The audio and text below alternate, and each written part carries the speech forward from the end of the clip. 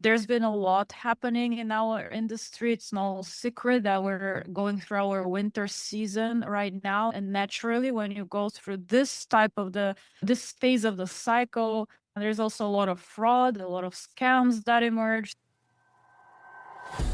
If you're within 3 feet of me, we're probably talking about real estate, much to my family's chagrin. But here's the thing. Most people see 7% rates and freeze. I see opportunity. They're waiting for the perfect deal, and well, I've analyzed thousands of them, and perfect just doesn't exist. So I talk to operators across every asset class, flippers, multifamily syndicators, note investors, and whatever else is working. No sales pitches allowed, just real lessons from people actually doing it. I'm Ed Matthews, and this is Real Estate Underground. Greetings and salutations, Real Estate Undergrounders. It is Ed Matthews with the Real Estate Underground. Thank you so much for making us a part of your day. I'm very excited because this is a returning guest, someone I'm quite fond of, and she is an author. She is a real estate investor. She is an advisor to some really important operations, family offices within our business. And it's an honor to have her back. Vessi Kapoulian, thank you so much for joining us. It's really good to see you, my friend. Thank you so much, Ed. It's a pleasure to be back, and I'm honored to be invited back. So thank you. Yeah, well, it's good. And when I saw that you had come out with a new book, I thought, ooh, what a great opportunity to bring her back, because I have a lot of respect for you. I follow you on LinkedIn, and, Thank you. obviously we've had you on the show before. And I think every time we interact, I learn something. I expect that of you today as well. There's your challenge for the show. Yes. I look forward to having an insightful conversation and adding value to the audience. Absolutely. For those of you folks, for the folks out there who haven't discovered you either on social media or discovered your books, why don't you tell us a little bit about yourself? Yes, I'm originally from Bulgaria, grew up behind the Iron Curtain, and that experience shaped very much how I think and who I am today. Came to the US, it was my dream, and I made that dream real. Professionally, I spent the majority of my career in risk management and underwriting, working with founder-led enterprises at the middle market level on a number of credit structures and facilities, including cross-border deals, structured trade, working capital facilities. And what that really taught me is how to think about and evaluate downside risk and think about capital allocation from a lender's perspective. As you mentioned, I am a real estate investor, have been investing for a number of years at this point. And what that taught me is the investor lens when allocating capital, and also figuring out what the upside is, what the opportunity is, and how you appropriately get compensated for taking on that risk. Where I spend the majority of my time today is working with founder-led enterprises and family offices at the board level, advising on risk management, strategic investments, as well as governance, which has taught me how to think about protecting the capital that's invested and how to make it last through generations. Different experiences through my career, all sitting at the capital allocation table, if you will, but having different angles around downside risk, evaluating the opportunity, and then the governance angle in terms of how to protect it. Wonderful. And it's interesting. We're in parallel. Our lives, our professional lives are in parallel because we've kind of moved our business, Clark Street, from acquiring multifamily properties to moving to the lending side. And our focus is on just that, right? Running what we have very well and slowly but surely allowing those mortgages to get paid down so that my kids get it. But also from the debt side, using it as a tool to preserve capital and, being first in line, being that first position in a lot of the deals that we're doing these days. It's interesting how our lives have kind of paralleled over the last 4 or 5 years. You wrote a book, and actually you've written two. I read your first one, Mastering Multifamily Underwriting. You're too humble to say it, so I'll say it. It was an Amazon bestseller. Oh, So thank you. congratulations for that. Thank And you. so why Thank don't you. you tell us a little bit about the premise of the first book and why you wrote it? Absolutely. The first book that came out is Mastering Multifamily Underwriting. And what prompted it, I don't want to start with negativity, but it was pain, right? I spoke with a lot of investors, or have spoken with and continue to speak with a lot of investors over the past few years. And often they would reach out with questions. Hey, I got a capital call, or is my deal safe? Distribution pause. What does that mean? And usually I would have preferred that they engage me before deploying the capital so we can pick apart the deal and determine, is it a risk that they're willing to take based on their own risk tolerance. But I have advised a number of investors over the years, and what I realized throughout this experience that these are very smart, accomplished individuals, but they're not necessarily Wall Street analysts, right? Or Right. commercial lenders knowing how to deeply evaluate deals. And I figured I cannot clone myself, or at least at the time you could. And I think now with AI, I suppose you could do that. But at the time, I figured I cannot clone myself. And how do I become part of the solution? And it's through education. And that's what really inspired me to write that book and break apart or break down the deal analysis process. And I focused on multifamily, although really the teachings from that book can be applied to many other real estate asset classes. Yep. So how do I break it down in plain English that's not intimidating to the average reader, so they can really use it as a tool on how to evaluate deals so they can protect their capital? And when you're looking at deals, what are some of the key areas that you're focused on so that you can take a deep breath and know that this deal is something that is going to play out as expected, or at least nearly expected? Yeah, so I like to focus on four areas, starting with really the operator, then the market, then the numbers, and lastly, the structure of the deal.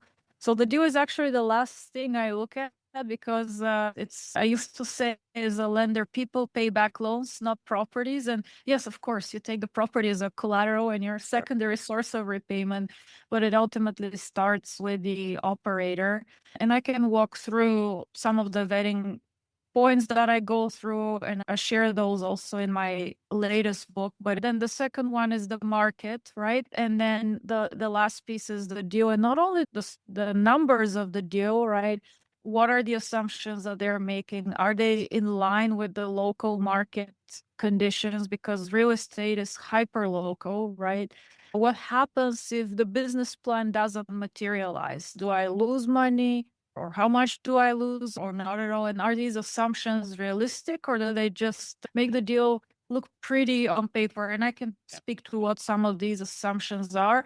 And the last piece is the deal structure, and that's poring over the documents of the deal, the private placement memorandum, and really digging into key areas, which I can also touch upon to really understand, does this align with my risk tolerance when it comes to, for example, fees, right? Is there alignment of incentives between the passive investor and the lead sponsor, capital call conditions, distribution timing, and waterfall structures, and all of that? Because I've had situations where the sponsor market checked out, numbers maybe checked out, but the structure didn't align. So I walked away in those cases. So just that's more high level, but we can definitely do a deeper dive into each of these. Yep, we're gonna. But the next thing I want to talk about is your latest book, the Busy Professional's Guide to Passive Apartment Investing. And what I understand is that, and a lot of the investors that I come in contact with, they want exposure to real estate, but they are a business owner, they are a professional, a doctor, lawyer, accountant, they're a technology or high level C-level executive, and they have 80-hour-a-week jobs. They have no time to be an investor. And so they rely on guidance from folks like you to be able to determine what are the right deals. So why don't you tell us about that book, and then, we can get into the weeds a little bit.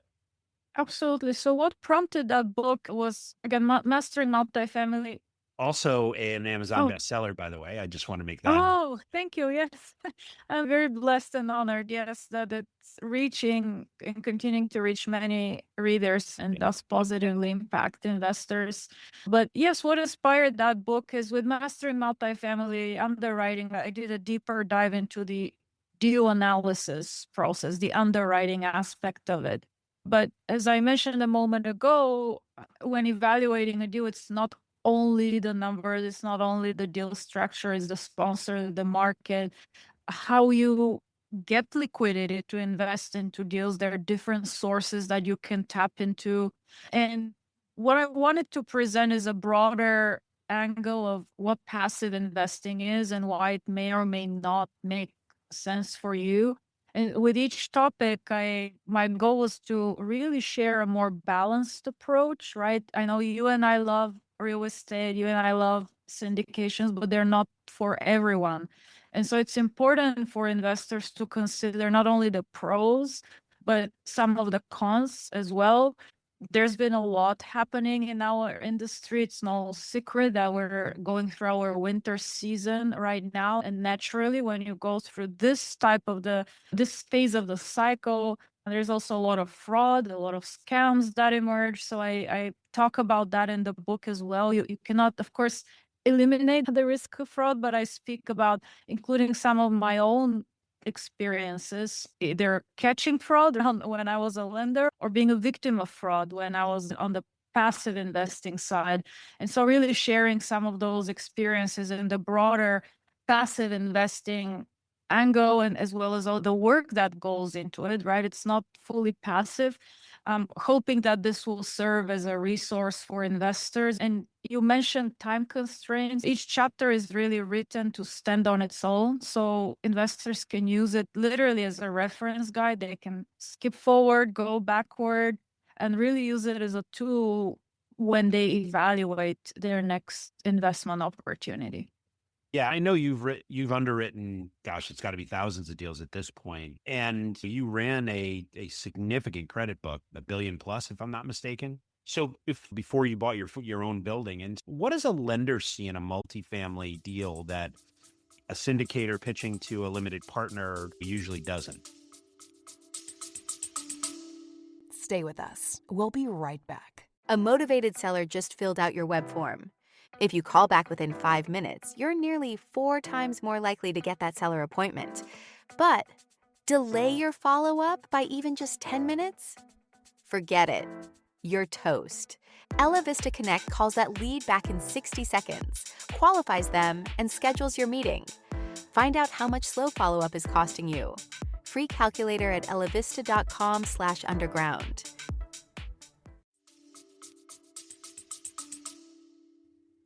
Yeah, so the lender's first question, actually one of my favorite questions to this day to ask when I evaluate opportunities, how do I lose money on this deal, right? And what they're really trying to evaluate is the downside risk. Because especially as a lender, if you think about the capital stack, yes, they have the highest seniority in terms of rights, but also the lowest potential return, right? You charge a loan and a spread, and no matter how many great deals you do as a lender, there will not be enough to really make up for the loss from one bad deal or one bad choice that you make. And so from a lender's angle, again, it definitely starts with the people first. With the people first, and then diving into the numbers and the strength of the collateral. And they're really looking at not only the deal as it is today, but they're also stress testing the assumptions to figure out, okay, if this business plan doesn't work as expected, what does the downside scenario look like? And then based on that, they either move forward with the deal or maybe they structure it in a way that protects the downside and also the investor. And again, I speak from a more traditional lender angle, right? I work for one of the largest banks. There are different types of lenders out there, and so how they evaluate risk, how they approach risk, how they structure deals is also slightly different. So who you work with also matters. So from my perspective, I'm speaking to more of the I guess, traditional lending approach, but that's not the only lending approach out there. Of course. One of the things that, and I've seen you online talking about this, you separate the diligence that follows from the deck and from you separate it from the documents themselves. And it's an important distinction that I think most people miss. And for a passive investor evaluating, say, an apartment building deal, what are the 2 or 3 things that you need to pay attention to in the offering documents that aren't necessarily the passive investor isn't necessarily paying close attention to, but should be, right? What are those things that kind of cause red flags for you? Yeah, so first is really understand the waterfalls. And there are 2 types of waterfalls, right? One is the capital event waterfall, what happens when a deal is refinanced or sold when there is a capital event. And then the other one is the cash flow waterfall or the distributions. And what I really want to see there is the priority and how either the capital or the cash flow would be distributed. So in the typical deal, you have 70-30 splits, 8% preferred return, which is not guaranteed. I find that a lot of investors think, yeah, that's happening, not unless the deal performs as expected, right? And so in that case, you really want to see a scenario where that preferred return is paid first before the profit splits kick in. Again, not all deals have it, but if they do, you want to make sure that happens. With the capital event, of course, after the lender is paid back, which they take priority, then what I really want to see is the return of capital and make sure that's there. Then the nice to haves will be catch up to the preferred return, and then lastly, the profit splits. If there are any other participants in the capital stack, like preferred equity, or perhaps maybe what the sponsor has lent their own capital to temporarily bridge any liquidity needs, it's important to understand where these come as well. Typically, again, they would be ahead of the common equity or the LP shareholders. So that's one of the areas. The second one is the capital call structures is one I like to look at. Don't assume that they're all optional. And sometimes the non-participation comes with severe penalties. So you want to understand, to the extent those exist, what they are, and then decide if you're comfortable with it. When it comes to, and I forgot to mention one thing for the cash flow waterfall and distributions, you really want to understand how they're structured.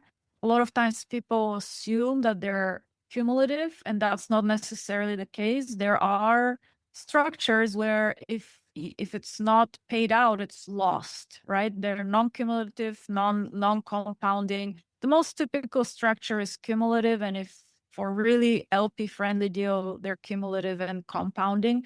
But that's probably an outlier. So those are a couple of the areas that I look for, and I definitely did a deeper dive into my latest book on what some of these key sections are that investors should look for and determine if this deal aligns with their comfort level.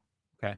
And so let's apply this to your business, right? I know that you invest predominantly in the Southeast, right? Florida, Georgia, Tennessee, if not, but you run it from LA, which mind-boggling to me. I don't know. You must not require sleep, or you have very good property management and asset management on the ground.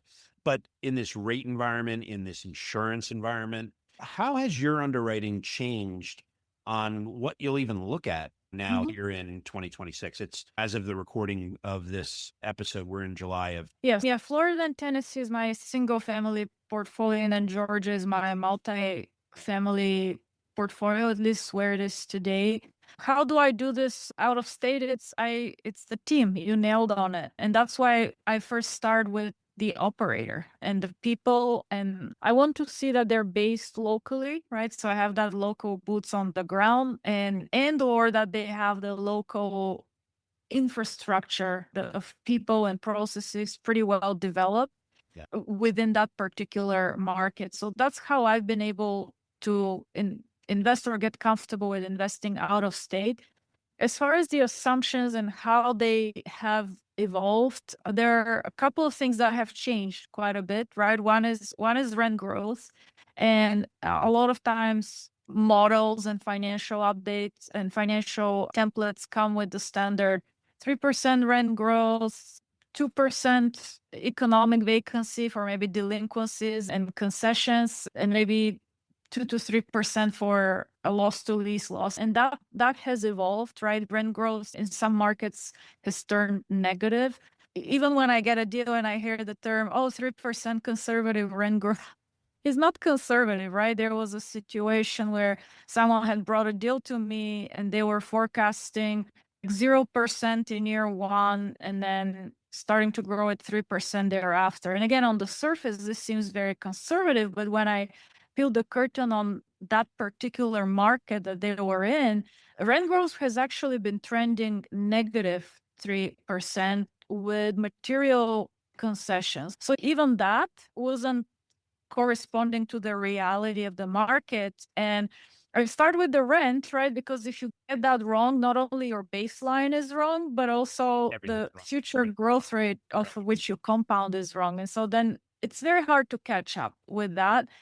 You mentioned insurance and taxes. These are key components I look at, but overall, we've gone through a massive burst of liquidity post-COVID, which created pretty significant inflation. And yes, it's tapered down from the 9 to 10% levels, but we're now in the 3% range. And for components like insurance, yes, prices have come down in certain markets, but they've come down from the peak, not from where they used to be.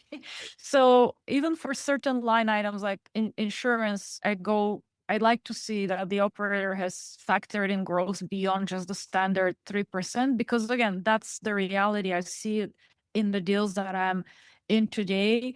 And due to a lot of geopolitical and other events, immigration policies, social spending and whatnot, that's definitely impacting cost of labor, cost of materials, availability of certain programs, tenant-friendly programs, factoring all of that into the underwrite and then stress testing the assumptions. What happens if this doesn't go right? There's a lot of talk lately about the low-income tax housing credit, LITHC programs, and people are jumping into them. And ideally, I'd like to see that it's an operator who's done it numerous times. But my first question is, what happens if you don't get that tax credit within the first 6 months as you're projecting? Does the deal still work? Or what if regulations change and you don't get it at all? So it's important to factor the local market dynamics, but also the global macro picture when you are evaluating the numbers. Yeah. As you've moved from operator to now advising family offices and passive investors, and I know in your travels, you've talked about deals that haven't worked out where you've lost money, which I find refreshing because most of the investors I talk to have never lost money ever until, and I'm one of them. I've certainly lost my fair share of deals that have gone sideways, but you figure it out and you figure it out. What did you learn from those experiences and also from watching LPs lose money? And how has that changed the way that you look at protecting capital today? Yeah, I love this question, and it really is going beyond the surface and beyond the social media and marketing messages which are out there. And yes, and I feel again, especially for busy professionals, today a lot of times people connect through social media, understand that's how the world works today. So it's important to be out there, because conversely, if I look up an operator and I cannot find anything about them online, that's also a red flag for me. But I've learned to go beyond the surface, and oftentimes you hear they say what you want to hear, but not necessarily what you need to hear. And so, not being afraid to walk away from a deal and say no. We went through a period where LPs were literally lining up in line and couldn't get into deals, and that created the FOMO, fear of missing out experience. But I can guarantee you that you would regret a lot more not getting into a great deal than getting into the wrong one. So one is definitely going beyond the surface and the marketing glamour, asking the hard questions. And And the strong operators would actually welcome that, right? Because they want sophisticated investors. They want investors who really understand the deal or are willing to understand the deal and deal structure and the risk that comes with it. How they respond to the questions is also important, or if they respond, right? I've had cases where I got ghosted. So that was a response in and of itself, right? And so not being afraid to say no. And then at the end of the day, let's just say you've gone through the diligence, you figure out what really the baseline of a deal looks like relative to the marketing deck, is making a decision, is this the most efficient use of my capital, right? So a lot of the deals I look at today, they come with maybe 16, 17 IRR, which is not terrible in the current market. Frankly, anything 14 to 16 is, I think, a very reasonable expectation. But when I pick apart the deal and create that more of a baseline scenario with some of the assumptions that we talked about earlier in our conversation, it comes down to more like a 9 to 10% IRR deal. And then as an allocator of capital, I have to ask, is this the most efficient use of my money, right? Am I better off keeping it in a more liquid investment? Or am I comfortable tying it up for 5 to 7 years in a deal that carries a higher, illiquid deal that carries a higher risk premium and illiquidity premium? So these are some of the questions to ask. And sometimes the answer is no, right? Maybe you're comfortable with the baseline you created, you're comfortable with the market, you're comfortable with the operator, but based on the return profile, it's not adequate to compensate you for the deal risk and liquidity risk that you're taking on. Right on. Yeah, there was a industry famous person, Brandon Turner, who had when you look at the deal and I'm an outsider looking in, he lost, it was a $15 million hit. And two things happened that I really admired, actually. One was that first and foremost, he was very transparent. And this is exactly what happened. They got the capital stack. There was a problem with the capital stack. They discovered it well into the process. I'm not an expert on the deal, so I'm not going to get into the bits and bytes of it, but that they recognized it and did everything they could to save it. But the other part was total transparency, right? No one found out about this from someone else. It was him on Twitter walking step by step. Here's exactly what happened. Here's what we did. Here's what we're going to do. And for me, as a limited partner, I admire that. And it's interesting. I have a friend of mine who's in the venture capital world, and he's always told me for years and years. So he's a Silicon Valley guy, right? And he's always said to me, I won't invest in a business with a founder who hasn't what he calls cycled, right? And what cycled me was I started a business, it crashed into a brick wall. How they handled that is very important, right? And then they got back up, dusted themselves off, and went right back into the business. Right. Those are things that I look for as a limited partner. I look for in sponsors, because when I have a sponsor who's pitching me a project, unless they're brand spanking new, and they look me in the eye and say, I've never lost money from an investor, I'm like, in this climate, Yeah, right. And it tends to be a short conversation, right? Yeah.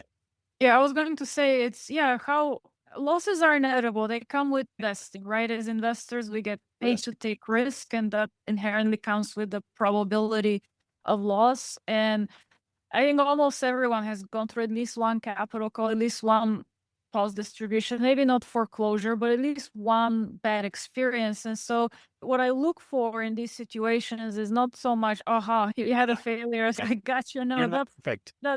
Exactly. That's not what I look for. For me, it's actually more important to understand what did they learn from that experience, right? And how have they implemented that learning into their business today? That's really the conversation I want to have. Not so much have you failed, because we all have, whether that's in investing or other areas of our professional lives. It's mistakes is how we learn, where we learn the most from. Yeah, I agree. And that's actually a really good segue into our final five. Okay. I am curious. You've done obviously, you're a tremendously successful professional, both as an author and in your corporate life and now in your investing life. And so congratulations, by the way, for building a tremendous set of businesses. And nevertheless, Monday morning, you got up, you washed your face, you brushed your teeth, and you went to work. You probably don't have to, right? I'm pretty sure the car payment's handled. I look at that as purpose, right? And so I'm curious about your purpose. What gets you out of bed on Monday morning? What are you thinking about when you're looking at yourself in the mirror, brushing your teeth? I love this question, Ed, because it really boils down to what is our why. And as long as you Yeah. have a powerful why, you keep going in those difficult moments, which inevitably come, or it pushes you further in the great moments that you're experiencing. And for me, it's creating positive impact. And I view that as part of my legacy. That's also what really inspired the books. I may not be here a few years from now or years from now, but the Oh, don't say books that. will the books will live on. Decades from now. Let's That's say or decades. decades from now. But my point is the books will live on. My word will live on and hopefully continue to positively impact people. And I apply the same principles in what I do every day, whether it's with the families I work with, creating the governance frameworks that they can build on for future generations, or when they're in making investment decisions, acquiring companies, right? It's creating the discipline, asking the questions, and through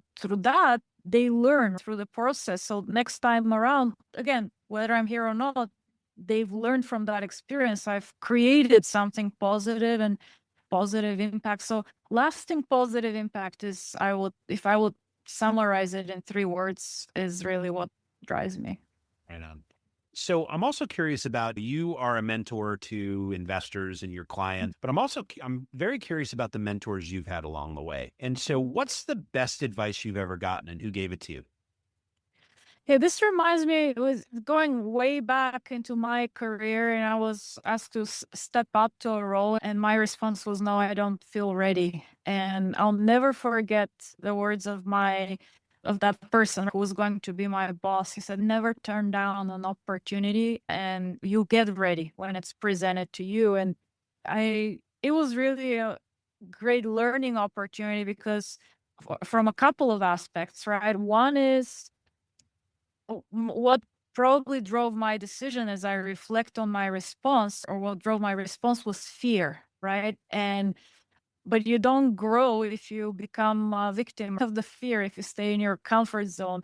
The second one is they probably saw something that I didn't see in myself. Otherwise, they wouldn't have asked me to step up and take that promotion. So trust the experience, trust the judgment, the guidance from those who were there ahead of you, right?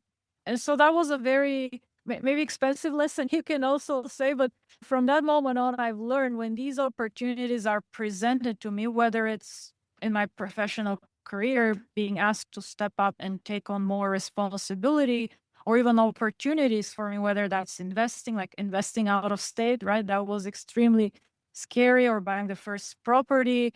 It's what is driving that decision? Is it fear? And if the answer is yes, then the only way to overcome fear is through action, right? Take that, I'm not talking reckless action, but thoughtful, deliberate, inspired Risk. action. So that was definitely, it's painful as I think about it, but it was a very valuable lesson that I learned. Yeah. And so speaking of lessons, and I think you and I agree on this, that we learn far more from the mistakes and the bad decisions that we make than from our successes, right? Everybody was a genius in 2019. But the question I have is, a decision, as you look back on your career, right? What's a decision that you look back on and think, oh, if I know what I know today, I would have made a very different decision. And how did you handle that? How did you manage through it? Yes, and I can speak on the investing side and as well as the career front. I think probably from the career aspect, part of me regrets not starting the entrepreneurial journey sooner, but I would say in taking on that calculated risk. But again, as I reflect to it and I reflect on it, and I'm a person of faith, right? God's timing is always perfect. Maybe I would not have been ready, whether that's through the professional knowledge and experience or the capital base to take on that on my own. So when things happen, they happen, I think, at their right time. So I say I wish I had started sooner, but I don't know if I would have been ready. At least in my case, that's not necessarily for everyone. On the investing side, and I talk about that in actually in both books, is I share my own seminars and painful experiences, and that's one we touched upon earlier in our conversation, is going beyond the surface when evaluating a sponsor and a deal. It was a deal that I invested in. I lost money on the deal. It still hurts as I talk about it, but I cannot take away the loss. I cannot take away what happened. The only thing I can take away from it are the lessons learned and apply them into my journey. And I've shared some of these throughout the conversation today. It definitely hasn't been an up and up or perfect ride, but I like to label these as seminars, right? If you keep repeating it, then yeah, it becomes a mistake. But as long as you learn from it, that's probably the one benefit or blessing we get. Yeah. And I've learned along the way myself, I like to include myself in this, that leaders tend to be readers, right? And so I'm curious about the book that's on your nightstand or your smartphone. What authors are you paying attention to right now? Yeah, so the last couple of years has been mostly around governance and family office management and organization. And so I would mention probably a couple of books. One is Kirby Rossflock's The Family Office Handbook. I view that as the Bible, really, of how family offices are structured and operate. And the one that I most recently finished would be Julene Godfrey's Raising Financially Fit Kids, because that really speaks to how do you develop that next generation based on depending on which phase of life they're at. So you can institute that financial, at least awareness and hopefully discipline earlier on in life to manage and protect the wealth of the family. Yeah, excellent. I'm going to be adding those to my reading list as well. Last and certainly not least, how do you define success in your life? It's really living a life of significance, which for me is life of positive impact and contribution. And that to me is success. And that can take a lot of different forms and shapes, and positive impact, of course, is different for everyone. But that's how it would be defined for me. Wonderful. All right, Vessi, when you're not talking about real estate or helping limited partners and family offices and others with their investments, what do you like to do for fun? I love to spend time with my family and my fur baby. I also love to run, and I definitely like to read. Running, reading, spending time with family and friends are my favorite activities. Excellent. And so if folks want to learn more about you, your business, or get a hold of your books, what's the best way to get in touch? Regarding the books, they're both available on Amazon in all four formats. So they're very easy. Just look up my name and both should pop up. For those looking to deepen their governance, maybe improve on governance structure, or perhaps looking at board advisory services, thevesik.com is my advisory site. For those looking to passively invest in apartments and going through the due diligence process on vetting deals and operators, dbacapitalgroup.com. And for those looking to do a deeper dive on underwriting, it's Mastering Multifamily Underwriting.com. I'm almost daily on LinkedIn. So that's, from a social media perspective, that's usually where I hang out. Yeah, if you are in our space and on LinkedIn and you don't see Vessi in your feed, that's a you problem, not a her problem, because she's there every day, at least in my feed. I get to see her smiling face and I learn from her, and I'm grateful for that. I'm also grateful for the time you took out of your very busy day here on Friday to have this chat. So Vessi, congratulations and continued success, my friend, and good to see you. Thank you, Ed. I really enjoyed our conversation. Thanks for having me again. This has been the Real Estate Underground. Don't forget to subscribe. It helps us grow. Until next time, Undergrounders, remember your real estate journey begins with a simple step forward. Now get to it. Bye for now.